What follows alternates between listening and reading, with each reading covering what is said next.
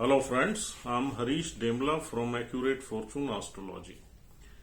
दोस्तों आज हम दोबारा टॉरस असेंडेंट की सीरीज पे आते हैं और बात करते हैं राहु देव की फोर्थ हाउस की प्लेसमेंट के बारे में। आइए जान लेते हैं कि अगर टॉरस असेंडेंट में राहु फोर्थ हाउस में प्लेस हो जाएं तो आपको किस तरह के फल दे सकते हैं। देखिए दोस्तों, फोर्थ हाउस का संबंध हमारा एक डोमेस्टिक एनवायरनमेंट से है, इंटरनल हैप्पीनेस से है, पीस ऑफ माइंड से है, हमारे कंफर्ट से है, लैंडेड प्रॉपर्टी से है, हमारे व्हीकल से है, हमारी जितनी भी कन्वीनियंसी है उनसे है। घर में जितनी भी इक्विपमेंट्स हैं जो हमें कंफर्ट देते हैं, हमारी लाइफ को खुशहाल बनाते हैं, आसान बनाते हैं, उससे है। और फोर्थ हाउस का संबंध हमारी मदर से है, हमारी इमोशन से है, हमारे माइंड से है। और फोर्थ हाउस का संबंध हमारी नेटिव लैंड से है, हमारे लोकल इनहैबिटेशन से है, और हम जहां रहते हैं, जहां पैदा हुए हैं, या अपने बर्थ प्लेस के आसपास जो है, ये फोर्थ हाउस ही इसको रिप्रेजेंट करता है। और टॉरस असेंडेंट में फोर्थ हाउस का लॉर्ड सूर्य है, यानी कि यहाँ 5 नंबर राशि पड़ी हुई है। और 5 नंबर राशि से हम क्या देखते हैं? 5 नंबर राशि एक सेल्फ एक्सप्रेशन की राशि है, एक बड़ा रीगल साइन है, रॉयल साइन है, और एक हमारे आत्म सम्मान की राशि है, और क्रिएटिव एक्सप्रेशन की राशि है। और 5 नंबर राशि का संबंध क्रिएटिविटी से भी है, आर्ट से भी है, फिल्म इंडस्ट्री से भी है, मीडिया से भी है, हॉबीज से भी है, फन से भी है, गेम से भी है, सपोर्ट से भी है, बहुत चीजों से है।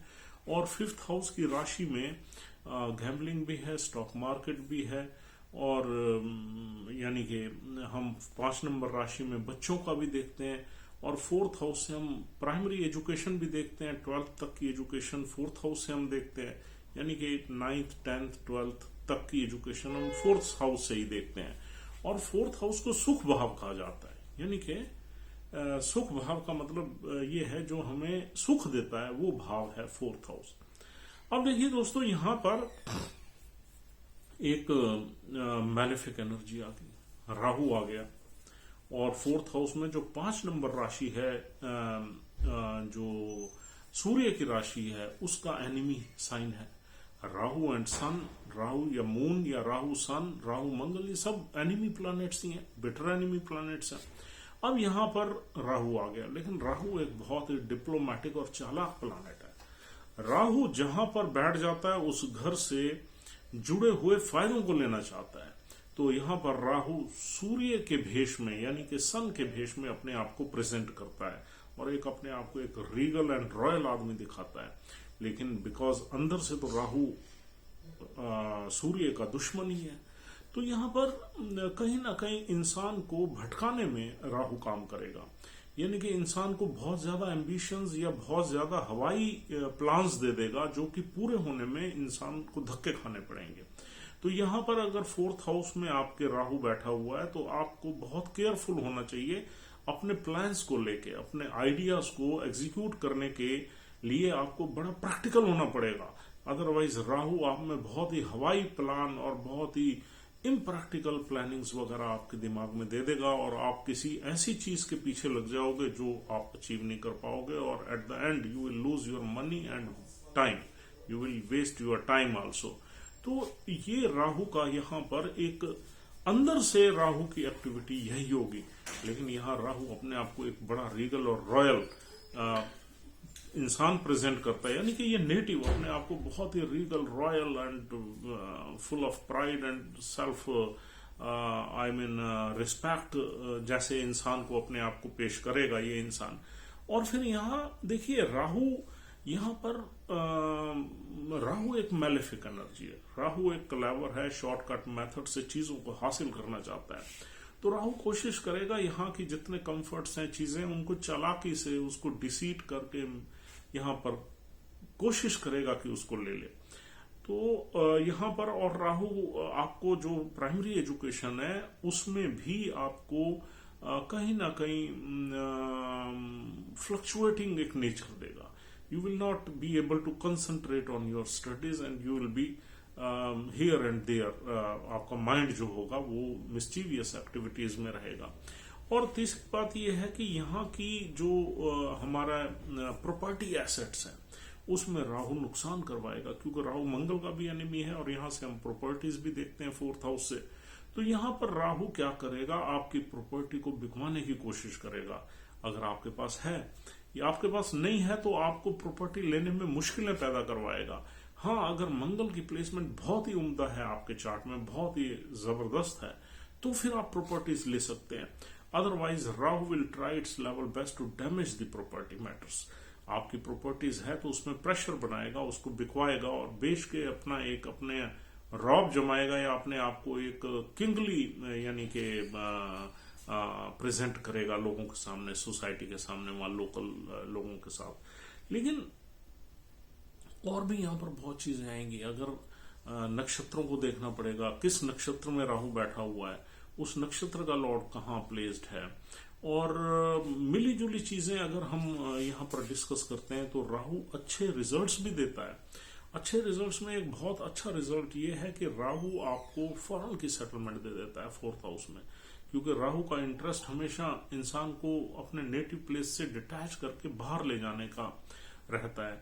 और अगर आपकी एजुकेशनल क्वालिफिकेशन अच्छी है और कहीं ना कहीं राहु से कनेक्टेड है तो आप डेफिनेटली राहु आपको फॉरेन कंट्री की सेटलमेंट 4th हाउस से दे देगा, क्योंकि इसकी दृष्टि 9th एस्पेक्ट इसकी फॉरेन कंट्री के 12वें घर पे है। और दोस्तों यहाँ पर राहु की 5वीं दृष्टि 8वें घर पे भी होती है। 8वें घर से भी रिलेटेड आपको कुछ न कुछ ग्रीडीनेस या कुछ न कुछ लालच देगा। You will take interest in joint assets, you will take interest in the property assets of your in laws, और यहाँ इनहेरिटेंस वगैरह में भी आपको हो सकता है थोड़ा सा इंटरेस्ट करवाए।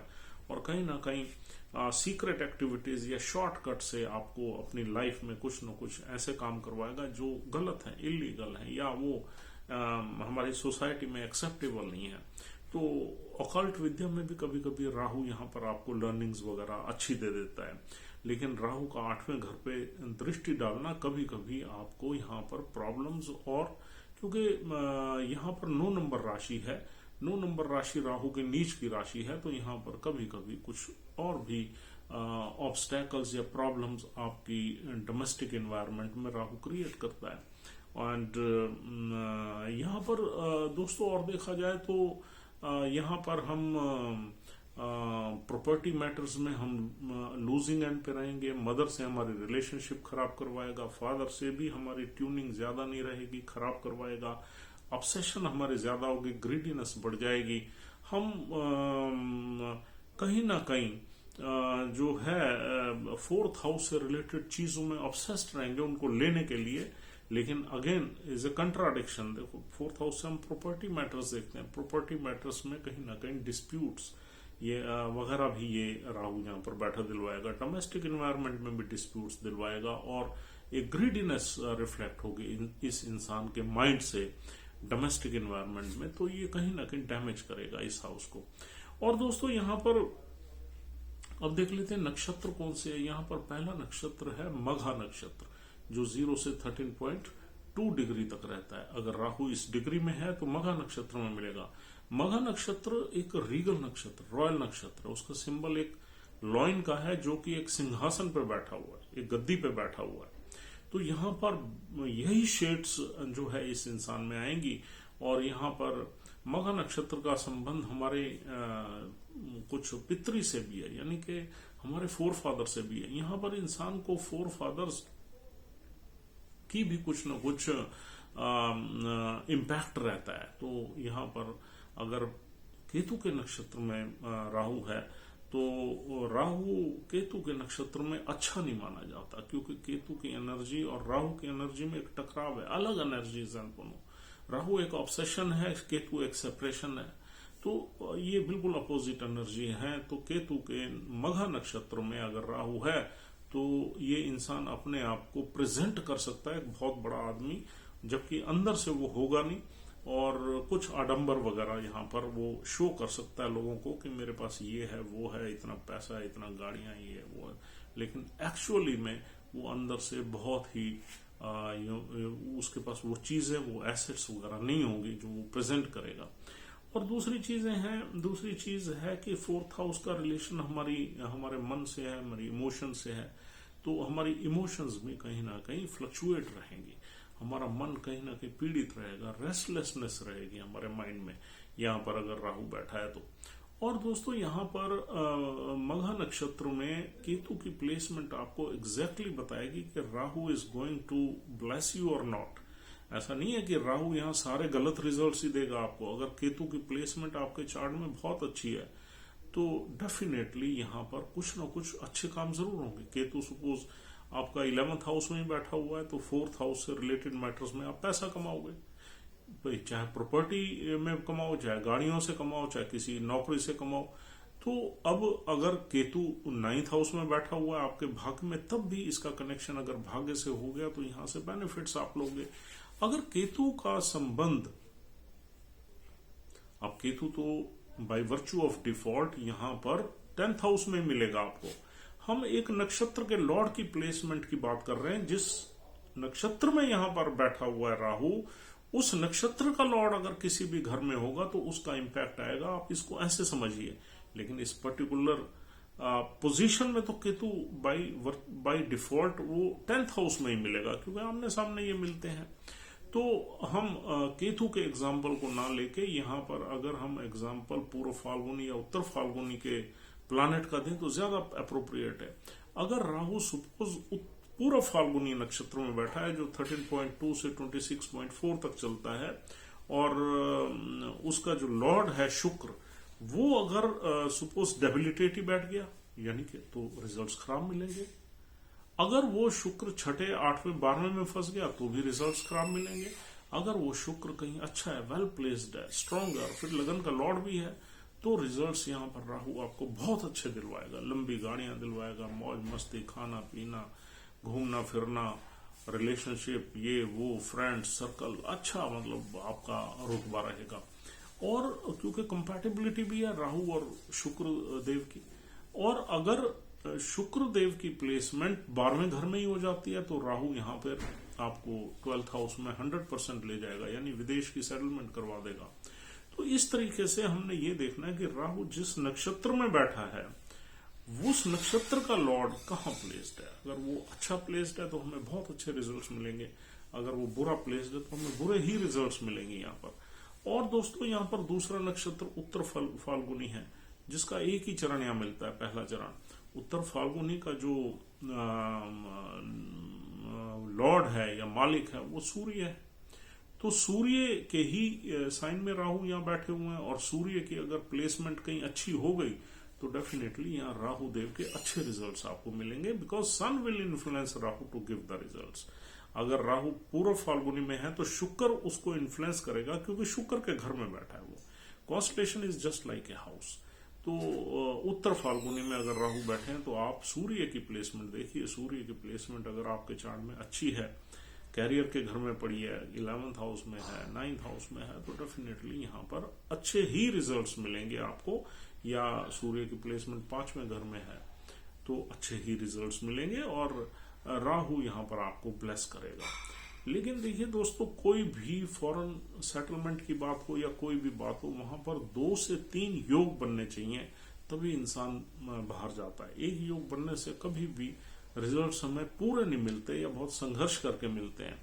तो आप ये देखिए कि 9th हाउस की पोजीशन कैसी है, 12th हाउस की पोजीशन कैसी है, और फिर 12th हाउस का लॉर्ड मंगल कहाँ बैठा हुआ है। तो ये वाली सारी चीजें देख के आपको अगर 2 से ज्यादा यानी 2 या 2 से ज्यादा योग बन जाते हैं बाहर जाने के, क्लीन योग जिसमें कोई मेलेफिक इम्पैक्ट नहीं है, तो आप वाकई ही वो रिजल्ट्स आपको मिल जाते हैं, and you are blessed with those placements. तो ये देखना बहुत जरूरी है।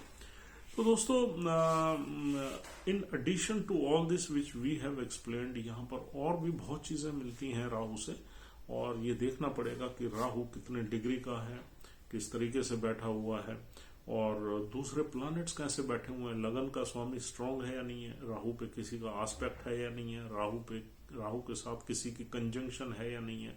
तो बहुत सारी चीजें हैं which can really change the results. But अगर राहु यहाँ अकेला बैठा हुआ है तो जो चीजें हमने आपसे कही हैं लगभग आपको इस तरीके के रिजल्ट्स देंगी, which we have already discussed. So friends, this is all for the day. Thank you very much for watching our videos. If you are liking our videos, please try to subscribe our channel so that we should share more and more knowledge with you. And if you want to consult us, then you can dial our number and have a word with us. Thank you very much once again. Have a nice time.